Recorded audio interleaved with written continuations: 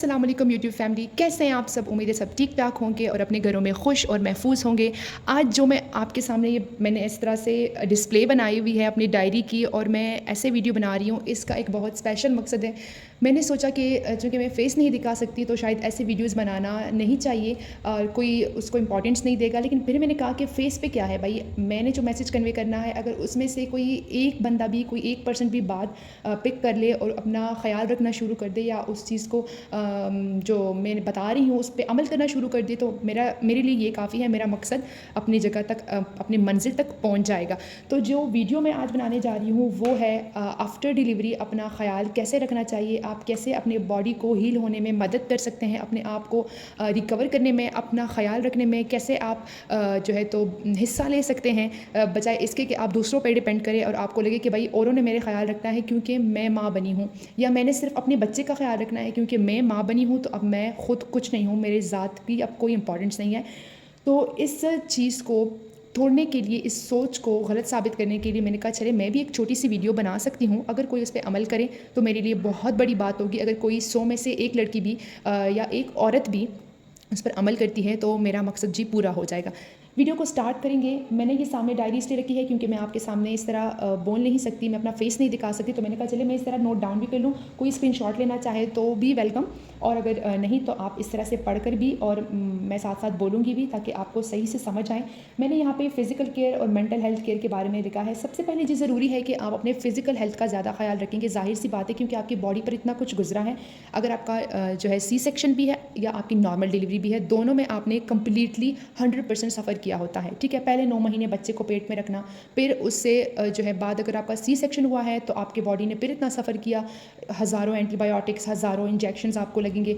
और अगर नहीं तो आप अगर नॉर्मल डिलीवरी है तब भी वही हाल है, इतने ड्रिप्स लगते हैं, इतना पेन से आप गुजरते हैं, इतने सब कुछ से बॉडी गुजरती है। तो उसको हील होने में मदद करने के लिए, अपने बॉडी को हील होने में मदद करने के लिए आप क्या क्या कर सकते हैं और कैसे आप अपने आप को थोड़ा सा अच्छा फील करा सकते हैं, वो मैंने यहाँ लिखा है। मेरे चूँकि 2 सी सेक्शंस हुए हैं। पहले सी सेक्शन में मैं खुद भी बहुत लाइलम थी, मैंने बहुत सारी गलतियाँ की, मेरी बॉडी ने काफ़ी सफ़र किया उसकी वजह से। लेकिन माशाल्लाह से दूसरी सेक्शन के बाद मुझे काफ़ी अंदाज़ा हुआ, मैंने ख़ुद को अवेयर किया, पहले अपने आप को एजुकेट किया दूसरे प्रेगनेंसी के से पहले कि कैसे एक बच्चे का ख्याल रखने के साथ साथ एक माँ अपना ख्याल रख सकती है और अपने बच्चे को एक अच्छा माहौल दे सकती है, एक अच्छी मदर दे सकती है, बजाय इसके कि आप एक फ्रस्ट्रेटेड, एक एग्जॉस्टेड मदर हो और अपने बच्चे का भी ख्याल ना रख सके और अपना भी ना रख सके और बस पूरा दिन रोती रहें और डिप्रेस होती रहें कि मुझे किसने कहा था कि ये बच्चा पैदा करो।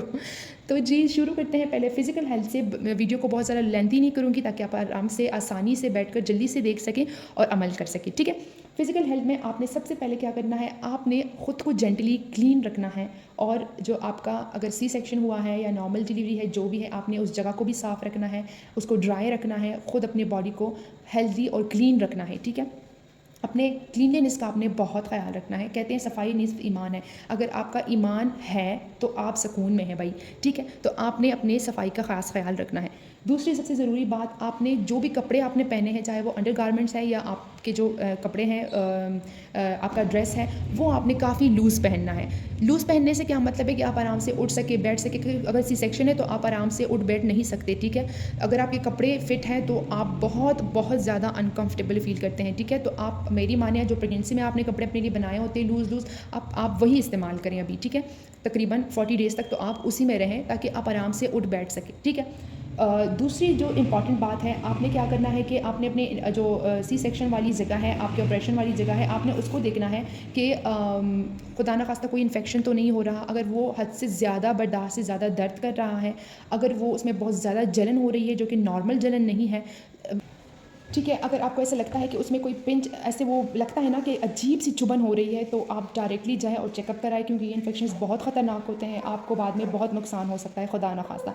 लास्ट जो चीज़ है, आपने अपनी मल्टी वाइटामिन्स ज़रूर लेने हैं। अपने एंटीबायोटिक्स और अपने मल्टी वाइटामिन्स का आपने बहुत ख्याल रखना है, क्योंकि अगर आप ये नहीं लेंगे ना, आपको बहुत बड़ा नुकसान हो सकता है। ठीक है, तो आपने इसका बहुत ज़्यादा ख्याल रखना है।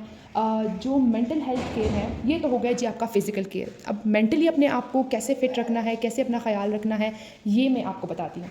ये जो मैंने इसमें सबसे पहले लिखा है कि आप ड्रेसअप होके नाइसली, प्रॉपरली आप अपने आप को ड्रेसअप करें। इसका क्या मतलब है कि अब आप कहेंगे कि भाई हम तो कि भाई अब हम तो इतने बड़े ट्रॉमा से गुजरे हैं, इतना बड़ा सी सेक्शन हुआ है, हम कहाँ से अच्छे कपड़े पहनेंगे। मैं कोई गरारे शरारे का तो नहीं कह रही ना, ज़ाहिर सी बात है उसमें तो बंदा और अनकंफर्टेबल होता है। आप कोई भी अच्छे कपड़े जो आपके पसंद के हो, या आप ऐसा करें अपनी 2-3 जोड़े अच्छे से बना लें, सिंपल से, एलिगेंट से, नाइस ब्राइट कलर्स बनाएं और एक एक करके वो पहना करिए। आप यकीन करें आपको इतना लाइट फील होगा। मेरे पहले सी सेक्शन के बाद मैंने ये सब छोड़ दिया था, मैंने ऐसा कुछ नहीं किया था। जो मेरी शादी के कपड़े थे, मतलब वो नॉर्मल सिंपली जो घर के लिए मैंने बनाए थे, मैं वही पहनती थी और मुझे अपना आप इतना बदसूरत लगने लगा था। लेकिन सेकंड सेक्शन के बाद मैंने ऐसा ही किया, अपने लिए 2-3 जोड़े डिलीवरी से पहले बनाए और वो मैंने रखे।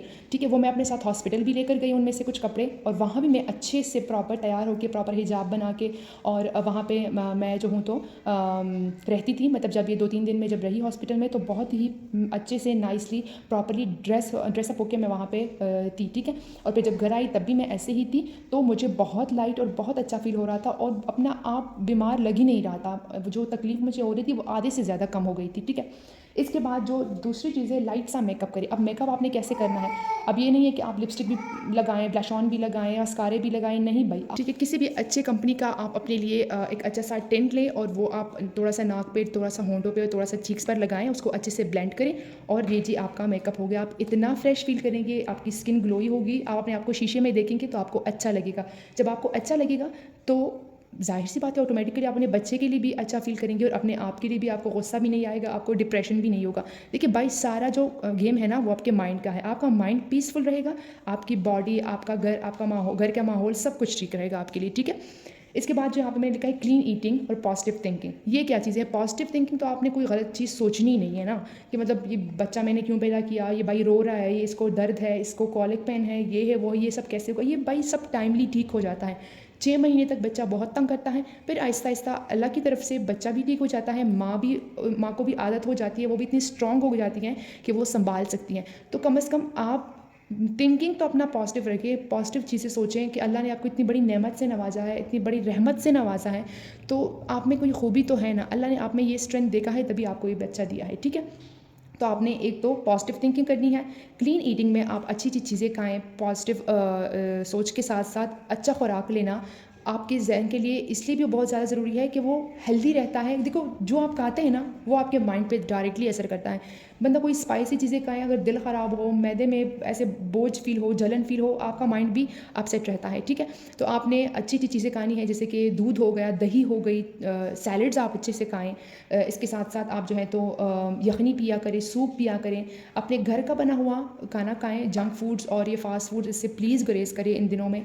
तो एक तो आपका जो है तो जो एक्स्ट्रा बेली फेट और ये सारी जो आपका वेट है ना, जो कि आपने गेन किया है प्रेगनेंसी में, वो भी आहिस्ता आहिस्ता से जाएगा।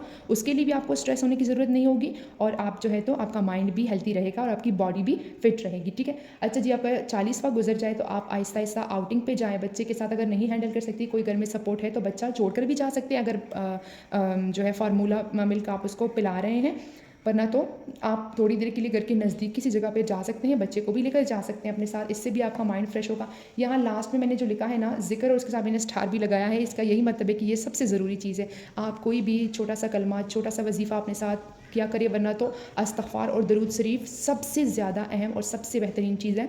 आप वो पढ़ा करें, कलमा तैयबा पढ़ा करें, इससे आपको बहुत अच्छा फ़ील होगा। ठीक है जी, तो ये जी यहाँ तक तो था आपका मेंटल और फिज़िकल हेल्थ की बात है। यहाँ मैंने एक और फिज़िकल हेल्थ के लिए आपको एक कहवा सजेस्ट किया है, जो कि सब लोग ढूंढ रहे होते हैं कि भाई क्या पिएँ, ऐसा क्या कहें कि बेली फैट कम हो और जो है तो एक्सेसिव वेट जो हमने गेन किया है वो कम हो। तो उसके लिए ये सिंपल सा कहवा है, जो कि शायद आप लोगों ने ये इंग्रेडिएंट्स के बहुत सारी दफ़ा सुने भी होंगे, लेकिन कोई बंदा एक सजेस्ट करता है कि मतलब सिर्फ ज़ीरा पिया करें, कुछ कोई लोग कहते हैं सिर्फ सौंफ पिया करें, कुछ कहते हैं कि सिर्फ अजवाइन लिया करें पानी में उबाल के। तो ऐसा नहीं है, आप थोड़ा थोड़ा करके ये सारी चीज़ें ले सकते हैं, ज़ीरा, सौंफ, अजवाइन, लेमन और थोड़ी सी हनी। ठीक है, ये आप ऐसा करें कि बाकी चीज़ें तो आपने ये तीनों हल्की से उबाल लेनी है, बहुत ज़्यादा उबालनी भी नहीं है, एक तो हल्की सी उबालनी है और एक एक पिंच लेना है, छोटी छोटी चुटकी चुटकी आपने ये तीनों चीज़ें लेनी है, क्योंकि गर्म होती है, बहुत ज़्यादा नहीं लेनी। ठीक है, साथ में आपने उसमें 1 या हाफ लेमन डालना है, मौसम के मुताबिक देख लें। ठीक है, और हनी आप अपने हस्ब ज़रूरत जितना आप लेना चाहें।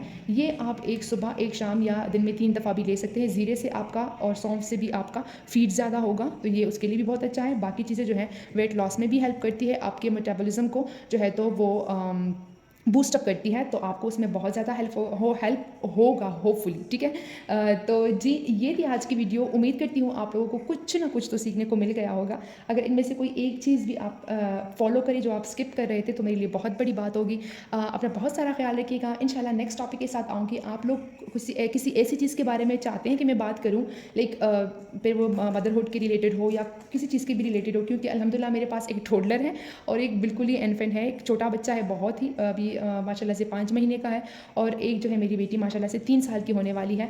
तो उसके लिहाज से अगर आप लोग मुझसे कुछ पूछना चाहते हैं तो भी पूछ सकते हैं, मुझे कमेंट में ज़रूर बताइएगा। इंशाल्लाह मैं कोशिश करूँगी उस पर वीडियो बनाऊँ और आपसे बात करूँ। तब तक के लिए अपना बहुत ज़्यादा ख्याल रखिएगा। अल्लाह हाफ़िज़ जी।